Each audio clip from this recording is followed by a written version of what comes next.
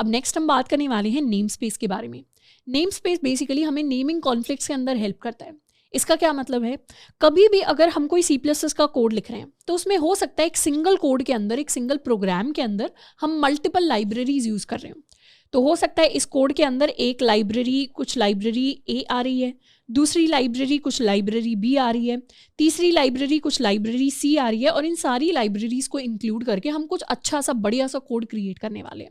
अब हर जो लाइब्रेरी होती है उसके अंदर अपने कुछ फंक्शंस हो सकते हैं, अपनी कुछ ऑब्जेक्ट्स हो सकती हैं, अपना अलग ही कोड लिखा होता है लाइब्रेरीज के अंदर। अब हो सकता है ये जो A लाइब्रेरी है इसके अंदर एक ड्रॉ नाम का फंक्शन है जो मेरे लिए क्या ड्रॉ करता है, जो मेरे लिए एक सर्कल ड्रॉ करता है। वैसे ये जो लाइब्रेरी B है इसके अंदर भी ड्रॉ नाम का एक और फंक्शन है जो मेरे लिए एक स्क्वायर को ड्रॉ करता है। तो यहाँ पर मेरे पास एक स्क्वायर ड्रॉ होगा एंड यहाँ पर मेरे पास एक सर्कल ड्रॉ होगा। अब इन दोनों लाइब्रेरीज को अगर मैंने अपने कोड के अंदर इंक्लूड कर लिया और मैंने कहीं भी यूज करने की कोशिश की अपना ड्रॉ वाला फंक्शन, तो मेरा कोड कंफ्यूज हो जाएगा, मेरा कंपाइलर कंफ्यूज हो जाएगा कि मुझे A वाला ड्रॉ यूज करना है या मुझे B वाला ड्रॉ यूज करना है। मतलब कंपाइलर को समझ नहीं आएगा कि उसे एक सर्कल ड्रॉ करना है या फिर उसे एक रेक्टेंगल या स्क्वायर ड्रॉ करना है। तो ये क्या है, कंफ्यूजिंग स्टेट है जिससे कॉन्फ्लिक्ट अराइज होता है। कॉन्फ्लिक्ट मतलब अब दो लोगों में टकरार हो गई कि किसकी बात सही मानी जाए। तो इन्हीं कॉन्फ्लिक्ट से बचने के लिए हम नेम स्पेसेस को यूज करते हैं। तो C++ के अंदर जो हमारा स्टैंडर्ड नेम स्पेस है उसका नाम है STD। STD का मतलब स्टैंडर्ड, यानी C++ का स्टैंडर्ड नेम स्पेस। अब नेम स्पेस को हम कुछ इस तरीके से समझ सकते हैं कि फॉर एग्जाम्पल आप कोई प्लॉट खरीदने गए या फिर आप कोई फ्लैट खरीदने गए। अब जो एक फ्लैट है या फिर एक प्लॉट है जमीन के ऊपर, वो तो क्या है, that is a physical entity. वो एक्चुअल में रियल लाइफ में कोई भी प्लॉट एग्जिस्ट करता है, पर गवर्नमेंट को नहीं पता कि कौन सा फ्लैट किसका है, कौन सा प्लॉट किसका है। तो गवर्नमेंट क्या करती है, अपनी अलग से रजिस्ट्री मेंटेन करती है। यानी गवर्नमेंट के पास अपना एक रजिस्ट्री होता है कि ये वाला जो प्लॉट है ये इस व्यक्ति का है, ये वाला जो फ्लैट है ये इस व्यक्ति का है, ये वाला जो फार्म हाउस है ये इस व्यक्ति का है। अब ये जो फिजिकल चीज है ये तो एक्चुअल में एग्जिस्ट करती है, पर इनकी जो रजिस्ट्री है वो कहाँ पे होती है, इनकी रजिस्ट्री होती है यहाँ पर गवर्नमेंट के पास। तो वैसे ही जो हमारा सी आउट हो गया जिससे अभी हम आउटपुट प्रिंट करवा रहे थे, या ऐसे दूसरे फंक्शन हो गए जैसे सी इन हो गया, ये जो सी आउट फंक्शन है, ये जो सी इन फंक्शन है, ये जो फंक्शंस हैं ये आयोस्ट्रीम नाम की इस हेडर फाइल में क्रिएटेड हैं, पर इनके नाम कहाँ पर रजिस्टर्ड हैं, इनके नाम रजिस्टर्ड हैं STD नाम की इस नेम स्पेस के अंदर।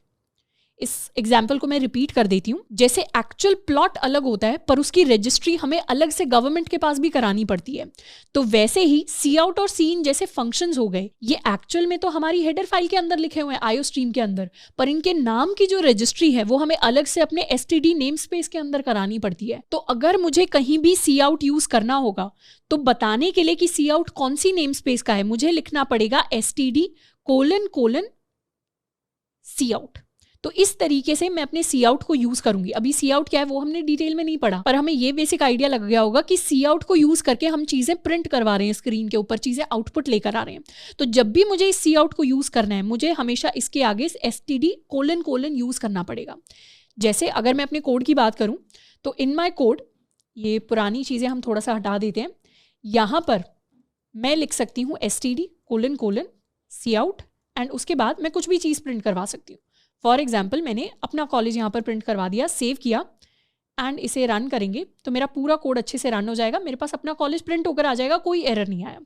तो ये STD::: का क्या मतलब है, तो यहाँ पे मैं बता रही हूँ कि सी आउट की रजिस्ट्री STD नाम के नेम स्पेस के अंदर एग्जिस्ट करती है। तो कल को अगर इस प्रोग्राम के अंदर मैं कोई और लाइब्रेरी भी यूज करती हूँ जिसके अंदर एक और सी आउट एग्जिस्ट करता है, तो मेरे कोड को पता रहेगा कि मुझे दूसरे वाला सी आउट यूज नहीं करना, मुझे यही वाला सी आउट यूज करना है जो मेरे STD नेम स्पेस के अंदर आता है। तो ऐसे ही C++ के अंदर जितने भी स्टैंडर्ड क्लासेस, ऑब्जेक्ट्स, फंक्शंस या दूसरी चीजें होती हैं, वेरिएबल्स इवन, वो सारे के सारे C++ के स्टैंडर्ड नेम स्पेस के अंदर रजिस्टर्ड होते हैं जिसका नाम है STD। कल को अगर मैं जैसे कोई और नेम स्पेस यूज करने लग गई जैसे ABC, तो अगर मुझे ABC का सी आउट यूज करना है तो मैं ABC लिख सकती हूँ, पर क्योंकि हम हमेशा DSA सीखने के लिए C++ का ही नेम स्पेस यूज करेंगे तो हमें STD लिखने की जरूरत है।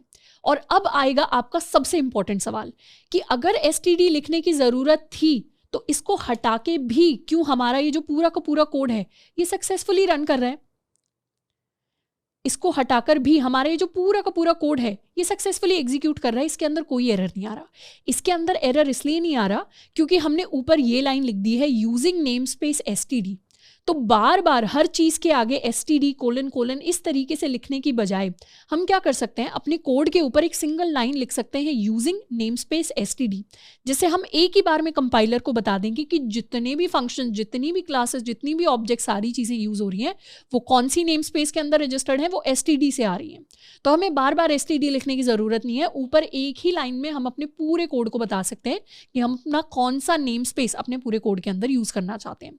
हम चाहें तो मल्टीपल नेम स्पेसेस भी यूज़ कर सकते हैं। कल को हम कोई एक्सटर्नल लाइब्रेरी अगर लेकर आते हैं, उसमें लेट्स सपोज हमारी नेम स्पेस का नाम ABC है, तो हम 2 नेम स्पेसेस को भी यूज़ कर सकते हैं। पर अपने पूरे कोर्स के अंदर क्योंकि DSA करते हुए हमें STD के अलावा नेम स्पेसेस की ज़रूरत नहीं है, तो हम इसी स्टैंडर्ड नेम स्पेस को यूज़ करने वाले हैं। इसके साथ में 2 वर्ड्स हैं जो हमें प्रोग्रामिंग के अंदर बार बार देखने को मिलेंगे। एक वर्ड होता है डिफाइन और एक वर्ड होता है डिक्लेयर। डिक्लेयर का मतलब होता है बस बता देना, और डिफाइन का मतलब होता है एक्चुअली डिटेल में चीजें वर्क कैसे कर रही होंगी उसका लेआउट डिफाइन करना। तो बेसिकली सी आउट एग्जैक्टली काम कैसे करता है, उसकी जो डेफिनेशन है, उसे जो हमने डिफाइन किया है, वो हमने IO स्ट्रीम के अंदर उसे डिफाइन किया है।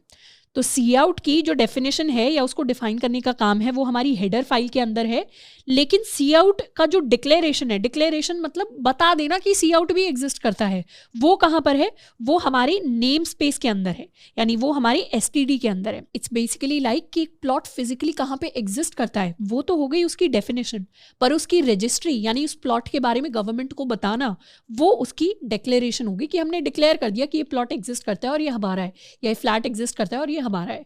तो ये 2 कीवर्ड्स हैं जो हमें बार बार प्रोग्रामिंग के अंदर देखने को मिलेंगे, तो हमें इन दोनों के बीच का डिफरेंस पता होना चाहिए। डिफाइन मतलब एक्चुअल चीज़ और डिक्लेयर मतलब बस उस चीज़ के बारे में बता देना।